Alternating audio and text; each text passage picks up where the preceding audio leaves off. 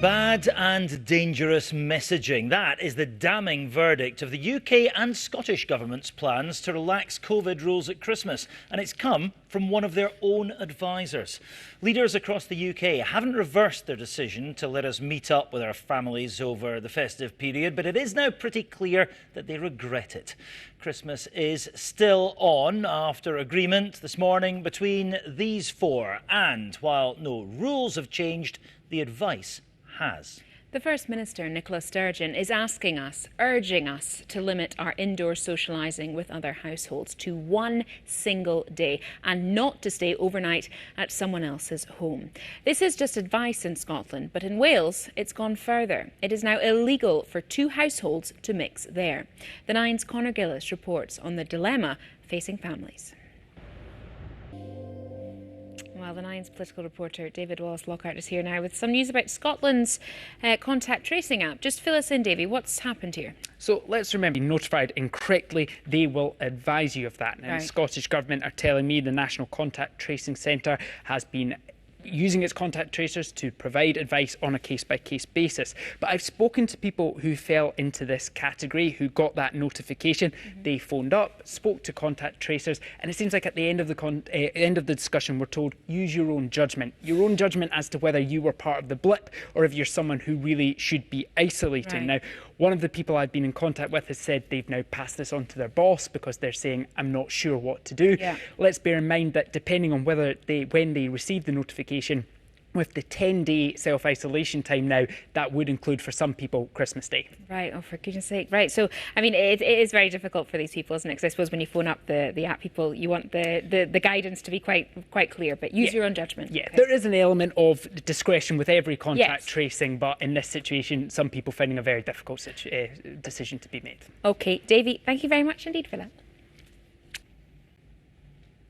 Now, they've already signed a deal with Netflix, and now the Duke and Duchess of Sussex are to become podcasters. It's been announced that Harry and Meghan will produce and host podcasts for the audio streaming service Spotify.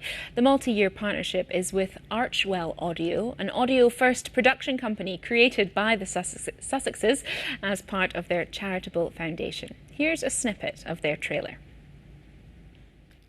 It's interesting watching that whole genre kind of It expand. is, isn't it? You were an early adopter, weren't you? Of Well, I was, because I moved podcasts? to It's all Africa changed. and I needed, it was the only way I could get any real connection with what was going on culturally back home, and so I used to run a lot and listen to podcasts when I ran, but it has completely changed from that kind of buccaneering, anything goes independent marketplace now to, it's the famous faces. The corporations have come in. It's the market forces, I guess, is what's Indeed, indeed. Anyway, look, change of pace now and a change of subject. We reported yesterday on the record number of drug-related deaths in Scotland last year.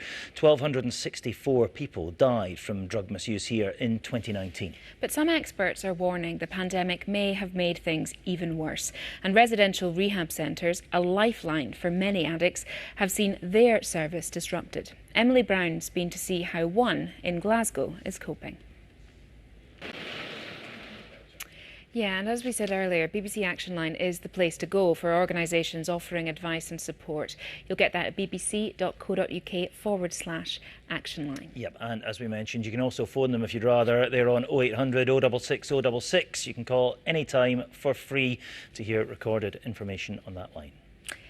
You're watching The Nine, our top story tonight. An advisor. Well, staying with the environmental theme, and despite a glamorous image, fast fashion is one of the most polluting industries in the world. Nearly 100 million tonnes of clothes are produced every year, and most will never get recycled. But one small town... Fascinating story, but I tell you what else is interesting. If you're following the football, since we last spoke, it was 2-1 to St Mirren, remember, at Love Street against Rangers. It's now 3-2 to St Mirren. Stephen Davis scored with 2 minutes to go. St Mirren have just put themselves 3-2 up. The game is still in normal time, in injury time, not going into extra time yet, we understand, so we'll bring you the final score as soon as we get it. Meantime, some more of the day's news stories. And an SNP MP was suspended from the House of Commons after protesting the final vote on the UK Internal Market Bill. Right, back to our top story now tonight. Christmas has not been cancelled, but the advice has changed. Before we came on air, we asked polling expert Chris Curtis what the public make of it.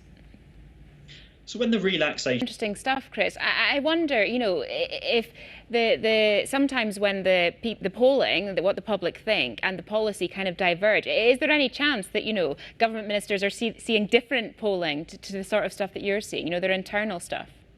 I don't think so.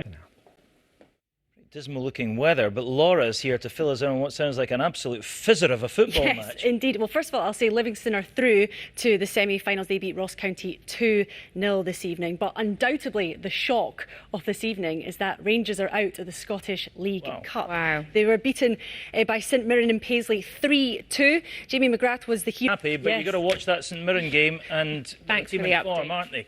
Right, and finally from us tonight, how about this for a festive intruder? A sparrowhawk flew into a house in Ellen yesterday afternoon, and it landed on the Christmas tree. The local animal rescue centre. Well, that would terrify you, wouldn't it? I would not have been happy at all. Sparrow, bird of prey. Definitely got a fright. That's it from us tonight. Yes, we are. I'll be back tomorrow with Connor. I'll see you next week. Good night.